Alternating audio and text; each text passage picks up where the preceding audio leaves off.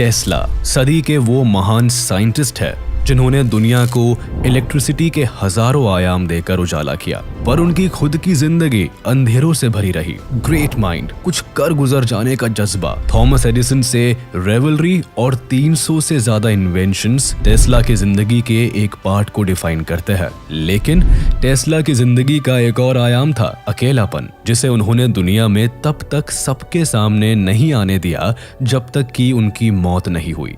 7 जून 1943 को New Yorker hotel के 33rd floor के रूम नंबर 3327 से मिली उनकी लाश इस बात का सबूत थी कि परिवार के नाम पर केवल कबूतर ही उनके साथी थे। उनके पास ना कोई फाइनेंशियल सिक्योरिटी थी और ना ही बाहरी दुनिया से कोई मतलब। अपने आखिरी के 10 साल टेस्ला ने होटल के कमरे में ही बिताया। लेकिन इतने ब्रिलियंट माइंड और इन्फ्लुएंशियल पर्सनालिटी वाले इस लेजेंडरी इंजीनियर की हालत इतनी खराब कैसे हो गई?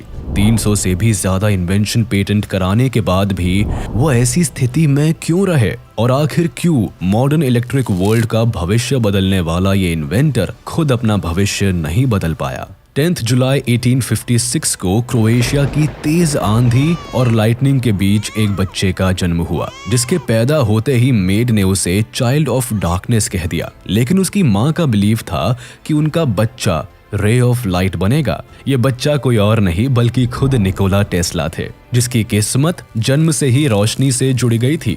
निकोला अपने बड़े भाई से सबसे ज्यादा प्यार करते थे। जब वह 5 साल के थे तब घोड़े से गिरकर उनकी मौत हो गई थी, और ये एक ऐसी घटना थी जो उनकी जिंदगी भर का ट्रॉमा बन गई। वो कभी इस दर्द से उभर नहीं पाए और कहीं ना कहीं इसी वजह से वह जिंदगी भर अकेलापन भी महसूस करते रहे। कुछ यही हाल उनके माँ बाप का भी था। टेस्ला के पापा पेशे से प्रीस्ट थे और उनकी माँ क्राफ्ट टूल्स और मैकेनिकल अप्लायंसेस बनाना जानती थी। उनकी creative abilities and memorising power कमाल की थी। टेस्ला को भी ये एबिलिटीज अपनी माँ से विरासत में मिली थी। भाई के अलावा निकोला की दोस्ती पढ़ाई लिखाई से थी। 1862 में जब वह अपनी फैमिली के साथ सिटी ऑफ गॉस्पिक में शिफ्ट हुए तो वहां उनकी स्कूलिंग स्टार्ट हुई, और वह अपनी क्लास के सबसे होशियार बच्चे थे जो हर सब्जेक्ट में ए ग्रेड से पास करते थे। टीचर्स भी निकोला के ब्रिलियंट माइंड को अप्रिशिएट करते थे। 1870 में वो हायर स्टडीज के लिए कार्लोवेक मूव कर गए। यहाँ भी वो फिजिक्स, मैथ्स जैसे सब्जेक्ट्स की पढ़ाई करते थे। टेस्ला फ्रेंच और जर्मन जैसी भाषाओं को बोलना भी जानते थे। ये उनकी इंटेलिजेंस का ही सबूत था कि वो इंटीग्रल कैलकुलस को अपने दिमाग में ही सॉल्व कर लेते थे। उनकी इस एबिलिटी को कई टीचर्स चीटिंग समझते थे, लेकिन वो एक ऐसे स्टूडेंट थे जिन्होंने 4 साल की ग्रेजुएशन की पढ़ाई को केवल 3 सालों में ही कंप्लीट कर लिया था। उनका इंटरेस्ट इंजीनियरिंग की पढ़ाई की तरफ ज्यादा था, लेकिन उनके पापा उन्हें प्रीस्ट बनाने की ख्वाहिश रखते थे। फिर अपने बेटे के सपनों के सामने उन्होंने ये इच्छा भी तोड़ दी जब एक बार निकोला कोलेरिया से पीड़ित हो गए। इस बीमारी से उनका बच पाना मुश्किल लग रहा था। तब बेटे को दर्द में देखकर उनके पापा भी वादा कर बैठे कि अगर वह ठीक हो गए तो वो उन्हें इंजीनियरिंग की पढ़ाई के लिए भेज देंगे, और हुआ भी ऐसा ही। इंजीनियरिंग की पढ़ाई में मानो निकोला ने जीने की नई उम्मीद झोंक दी।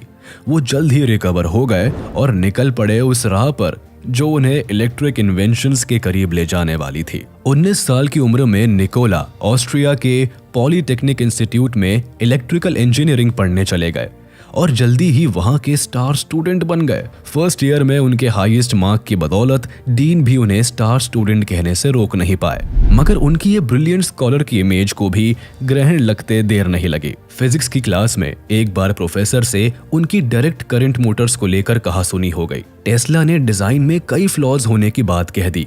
उनका मानना था कि ऑल्टरनेटिंग करंट से मोटर को और एफिशिएंट बनाया जा सकता है, लेकिन प्रोफेसर उनकी बात से सहमत नहीं हुए। ये घटना टेस्ला के लिए लाइफ चेंजिंग साबित हुई। उन्होंने अपनी ही थ्योरी को प्रूव करना ही अपना मिशन बना लिया।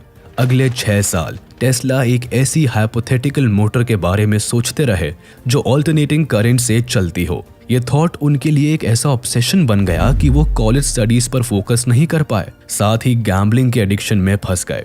ऐसे में उन्हें नर्वस ब्रेकडाउन से गुजरना पड़ा और वो कॉलेज से ड्रॉप आउट हो गए। इस दौरान उनकी जिंदगी ने कई मुश्किल दौर देखे। वो अपने परिवार से दूर रहे।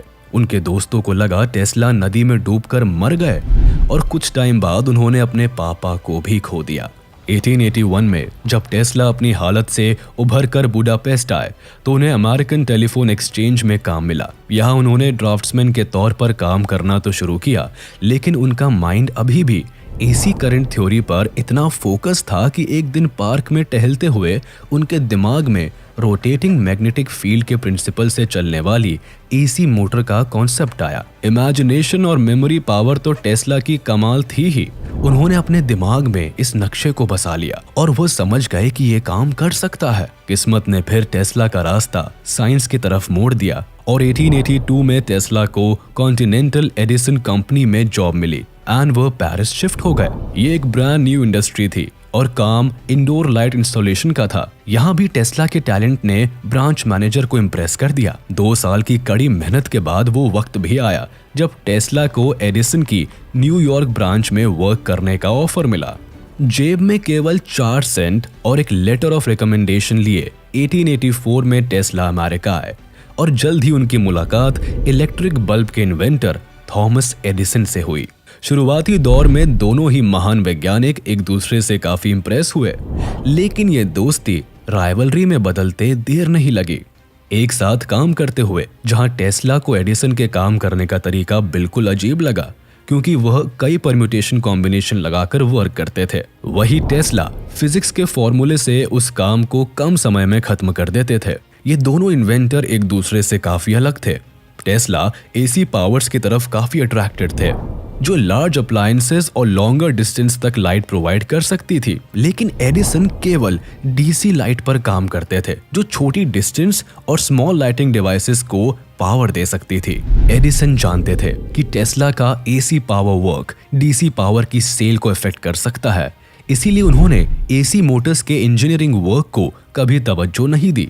उल्टा उन्होंने टेस्ला के सामने $50,000 का ऑफर रखते हुए उन्हें एक बेहद ही इंटरेस्टिंग टास्क सौंपा। ये काम था डीसी जनरेशन प्लांट्स में इम्प्रूवमेंट्स का। एडिसन का कहना था कि अगर टेस्ला इसमें सफल हुए तो वो इनाम के तौर पर उन्हें $50,000 देंगे। एडिसन इस गुमान में थे कि टेस्ला इस नियर टू इम्पॉसिबल टास्क को नहीं कर पाएंगे, लेकिन उन्हें झटका तब लगा जब कुछ ही महीने के अंदर टेस्ला ने इस काम को हकीकत में बदल डाला। टेस्ला इस प्रोजेक्ट को पूरा करने के लिए रोजाना सुबह 10 बजे से अगली सुबह 5 बजे तक मेहनत करते और ऑफिस में ही सोते। अपनी इस कड़ी मेहनत से सक्सेस मिलने के बाद जब वह रिजल्ट्स लेकर एडिसन के पास पहुंचे तो उन्होंने ये कहकर उन्हें पैसे देने से मना कर दिया कि वो तो बस एक अमेरिकन जोक मार रहे थे। इस धोखे और निराशा से अफेक्टेड टेस्ला ने एडिसन की कंपनी को टाटा बाय बाय कर दिया। लेकिन यही से दोनों के बीच असली राइवलरी की शुरुआत हो गई, बल्कि यही से AC DC war of current की शुरुआत हुई। 1885 में टेस्ला ने खुद की इलेक्ट्रिक कंपनी की शुरुआत करनी चाहिए, लेकिन यहाँ भी धोखेबाजी के सिवाय कुछ उनके हाथ नहीं आया। 2 बिजनेसमैन रॉबर्ट लेन और बीए व्हील ने टेस्ला को अपनी लाइट मैन्युफैक्चरिंग कंपनी में काम करने के बदले उनके एसी मोटर इंडक्शन में इन्वेस्ट करने का वादा किया। टेस्ला ने दिन रात एक करके आर्क लाइटनिंग सिस्टम पर काम किया और उनकी इस टेक्नोलॉजी को काफी अप्रिसिएशन भी मिला, लेकिन काम खत्म होते ही दोनों बिजनेसमैन ने टेस्ला से पल्ला झाड़ लिया। टेस्ला के पास ना तो पैसे बचे थे और ना ही उसका अपने पेटेंट पर कंट्रोल रहा। हालात इतने खराब हो गए थे कि टेस्ला को $2 दिहाड़ी पर गड्ढा खोदने का काम तक करना पड़ा। ईयर 1886 वो दौर था जब टेस्ला को अपनी हायर एजुकेशन, साइंस, लिटरेचर और मशीन नॉलेज एक मजाक लगने लगी थी। जाहिर था कि इतनी ब्रिलियंसी के बाद भी इस महान वैज्ञानिक को बार बार असफलता, धोखे और निराशा से गुजरना पड़ा। उनकी इस बदनसीबी को किस्मत का साथ तब मिला जब उसकी मुलाकात वेस्टर्न यूनियन के सुपरिटेंडेंट एल्फ्रेड ब्राउन और न्यूयॉर्क अटॉर्नी चार्ल्स पेक से हुई। टेस्ला के यूनिक आइडियाज और पेटेंट ने चार्ल्स और एल्फ्रेड ब्राउन को इम्प्रेस कर दिया। इन दोनों ने टेस्ला को फाइनेंशियली सपोर्ट करने के साथ उनके पेटेंट को हैंडल करने का जिम्मा उठाया और तीनों ने मिलकर टेस्ला इलेक्ट्रिक कंपनी को एस्टैब्लिश किया। टेस्ला अब इंडक्शन मोटर्स बनाने में लग गया और दिन रात की मेहनत के बाद मई 1888 को एक प्रेस कॉन्फ्रेंस में उसने एसी मोटर का कॉन्सेप्ट दुनिया के सामने रखा। यह पहली बार था जब दुनिया ने देखा कि इलेक्ट्रिसिटी केवल बल्ब ही नहीं बल्कि लॉन्ग डिस्टेंस और लार्ज अप्लायंसेस के लिए भी यूज हो सकती है। टेस्ला के इस इन्वेंशन ने कई लोगों का ध्यान अपनी तरफ खींचा। एक बड़े एंटरप्रेन्योर जॉर्ज वेस्टिंगहाउस भी टेस्ला के एसी विजन से काफी इंप्रेस हुए और उन्होंने इस प्रोजेक्ट को फाइनेंस करने का जिम्मा उठा लिया। टेस्ला की सक्सेस जिससे पहले उसके लिए पॉपुलैरिटी लेकर आती, उससे पहले ही एडिसन की बुरी नजर और चालबाजी इस प्रोजेक्ट के लिए मुसीबत बनकर टूट पड़ी। अपने कमर्शियल लॉस का बदला लेने के लिए एडिसन ने एसी करंट के खिलाफ कई डिग्रेडेड कैंपेन चलाए। उसने क्रिमिनल को लोगों के सामने करंट से दौड़ती कुर्सी पर बैठाकर मरवा दिया और इसके मरने की वजह एसी करंट को बताया। कुछ ऐसा ही उन्होंने 24 कुत्तों, हॉर्स और एक फीमेल एलिफेंट के साथ भी किया ताकि लोगों में एसी के खिलाफ डर का माहौल पैदा हो सके। शुरुआत में उनकी ये चाल काम भी आई, लेकिन वक्त के साथ लोग भी समझ गए कि एसी पावर ही इलेक्ट्रिसिटी वर्ल्ड का फ्यूचर है। उनकी इन्वेंशन को टेलीफोन के बाद सबसे इम्पोर्टेंट इन्वेंशन माना गया। इसका नतीजा ये हुआ, वॉर ऑफ करंट में आखिरकार जीत टेस्ला को मिली।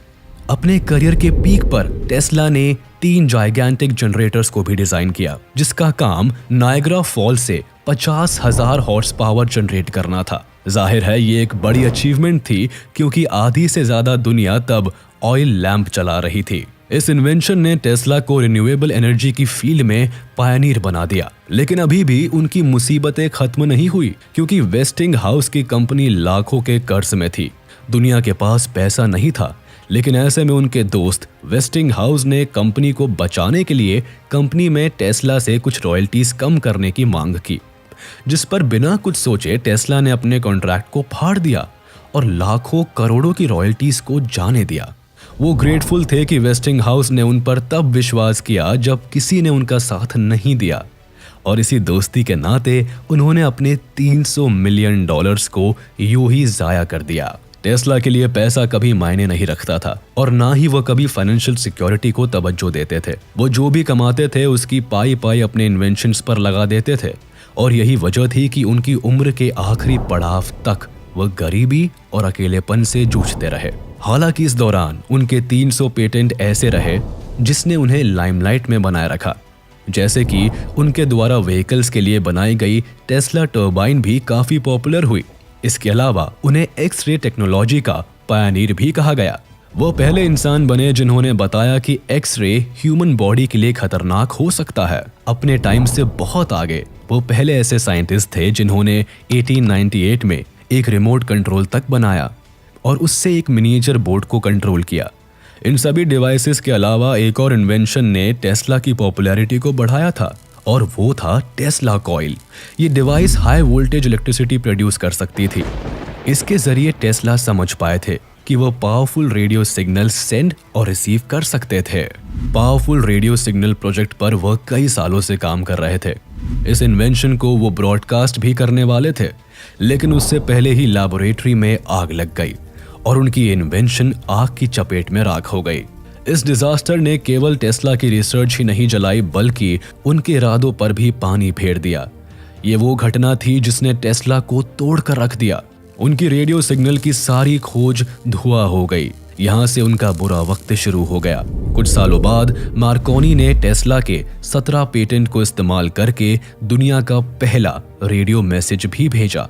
इसके लिए टेस्ला ने मार्कोनी को कोर्ट में सू भी किया, लेकिन इस केस में टेस्ला को जीत अपनी मौत के बाद ही मिल पाई। नो डाउट टेस्ला की ब्रिलियंसी अनमैचेबल थी। वो अपने टाइम से काफी आगे थे। उस जमाने में भी वो वायरलेस कम्युनिकेशन पर काम कर रहे थे और न्यूयॉर्क के बाहर एक वायरलेस ट्रांसमिशन स्टेशन बना रहे थे। ये उनका ड्रीम प्रोजेक्ट था। वो एक ऐसी दुनिया को इमेजिन कर चुके थे जहां लोग वायरलेसली मैसेज सेंड और रिसीव कर सकते थे। लेकिन लैबोरेटरी में लगी आग के बाद ना उनके पास फाइनेंशियल बैकिंग थी और ना ही कोई इन्वेस्टर। टेस्ला के पास कोई रास्ता नहीं था। आखिरकार उन्हें अपने इस प्रोजेक्ट को बंद करना पड़ा और बाकी बची हुई जिंदगी होटल रूम में बितानी पड़ी। टेस्ला की जिंदगी बताती है कि इतनी ब्रिलियंसी के बाद भी उनकी जिंदगी संघर्ष और कांटों से भरी रही। वो कई बार अनलकी भी रहे, लेकिन कई बार बुरे हालात के जिम्मेदार वो खुद भी थे, क्योंकि वो कैपिटलिस्ट नहीं थे। मनी, फेम से ज्यादा वो ह्यूमैनिटी के बेटरमेंट और साइंस के लिए काम करते रहे। और शायद इसीलिए उनके मरने के बाद ही लोग उनकी इंटेलिजेंस की कदर कर पाए। इसी के साथ हम आपसे विदा लेते हैं। उम्मीद है आपको ये वीडियो जरूर पसंद आया होगा। आप इस वीडियो को अपने दोस्तों के साथ शेयर करना बिल्कुल भी ना भूलें। साथ ही इस चैनल को सब्सक्राइब जरूर कर दें।